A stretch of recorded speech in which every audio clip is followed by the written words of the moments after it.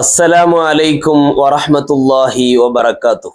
ഹബീബായ നബി സല്ലല്ലാഹു അലൈഹി വസല്ലമ തങ്ങൾ പറയുന്നുണ്ട്, ഇന്നി ബുഇസ്തു മുഅല്ലിമ, എന്നെ അധ്യാപകനായിട്ടാണ് അള്ളാഹു നിയോഗിച്ചിട്ടുള്ളത്.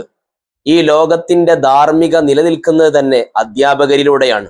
പണ്ഡിതന്മാർ, ടീച്ചേഴ്സ്, അതുപോലെ ഉസ്താദുമാർ തുടങ്ങി പണ്ഡിതന്മാരും വിവരമുള്ളവരുടെ ഇടപെടലും അവരുടെ ധാർമ്മികമായ മുന്നേറ്റത്തിന്റെ ഭാഗമായിട്ടാണ് ഈ സമുദായം ഇന്ന് നല്ല നിലയിൽ ജീവിച്ചുകൊണ്ടിരിക്കുന്നത്.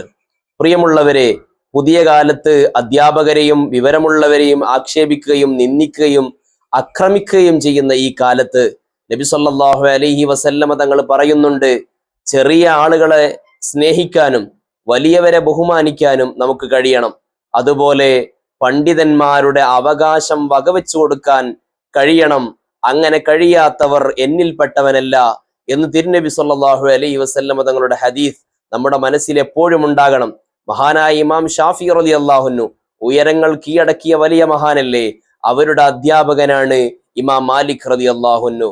തന്റെ ഉസ്താദിന്റെ മുമ്പിൽ പുസ്തകം തുറക്കുന്നത്, പേജ് മറിക്കുന്ന ശബ്ദം പോലും കേൾക്കുന്നത് അദബുകേടാണ്, അനാദരവാണെന്ന് ഭയപ്പെട്ടവരായിരുന്നു അവർ.